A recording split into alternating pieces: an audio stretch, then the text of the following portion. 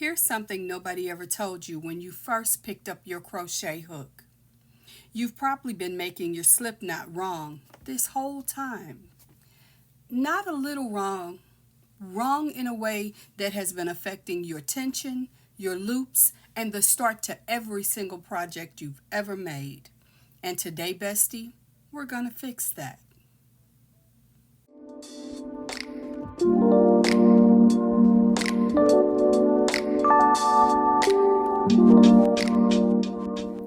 Hey there, bestie. I'm Michelle with YesMichelle Crochets, and as your crochet bestie, I am here to help you build a fiber arts foundation that actually makes sense. Welcome to the Cozy Encyclopedia. This is episode 1.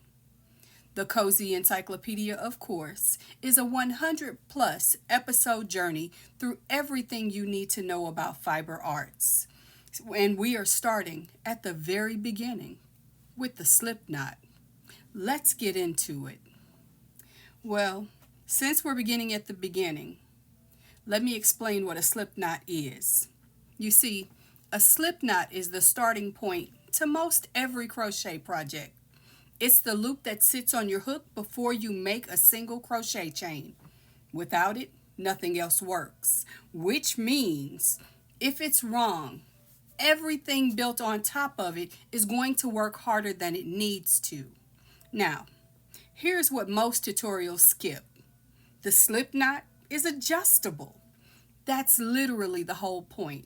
It should slide, tighten when you need to pull it, and then loosen if you need it a little bit bigger. If yours doesn't move, it's not a slip knot. It's just a regular knot. And here's what you came for. The instructions on how to actually make it.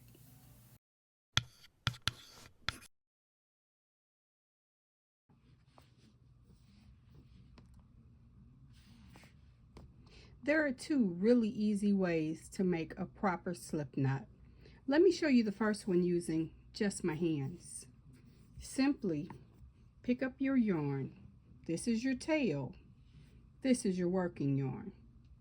Have about a 4 to 6 inch tail available for sewing in later.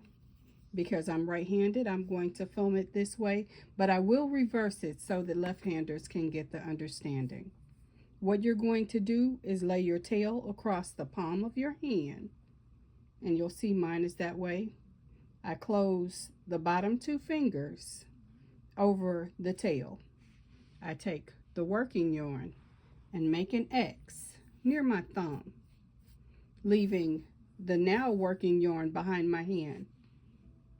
I reach around the X and push the working yarn through the loop where my fingers were. Pull tightly, and I just made a slip knot. I can put my hook in, and if I want to tighten it, I just pull. I hold on to the tail, but I pull the working yarn, which will tighten up my loop or my slip knot.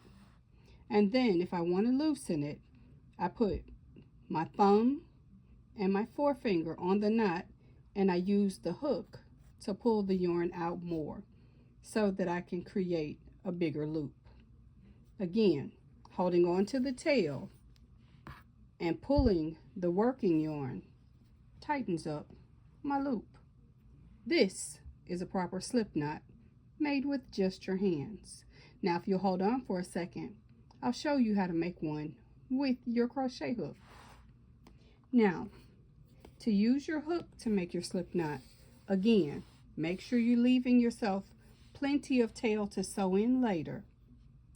Pick the spot you want your slip knot to be in. Put the working yarn over the top of the hook and hold on to your tail. Then simply hold on to the yarn so it doesn't slip off your hook. Make a loop.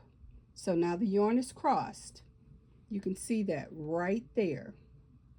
And then use the head of your hook to pull the working yarn through the loop.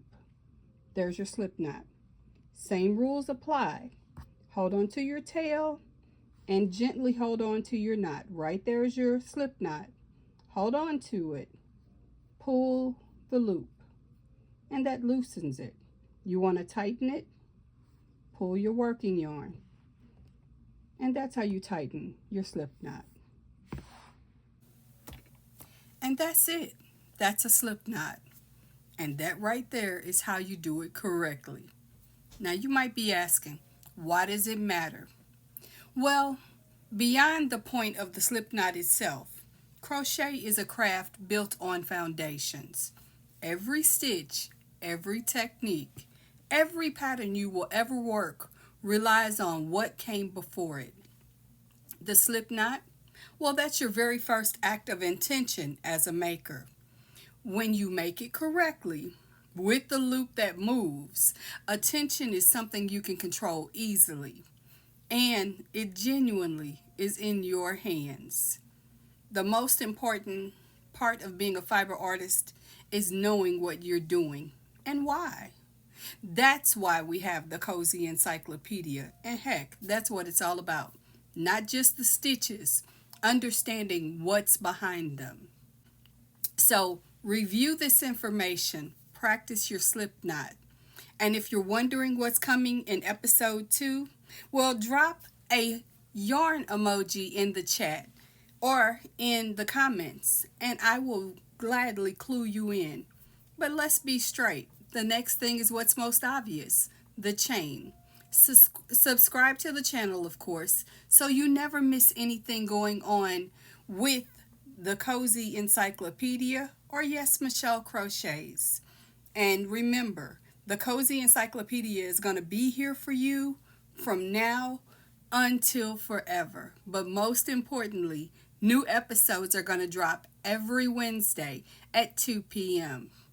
Thank you for being here. Remember that I love you, and I will see you next time. Until then, take care. Bye-bye.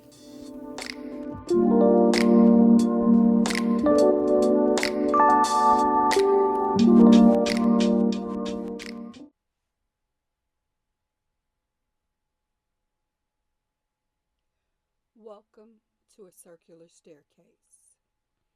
This book is by Mary Roberts Reinhardt, and today we're reading Chapter 1.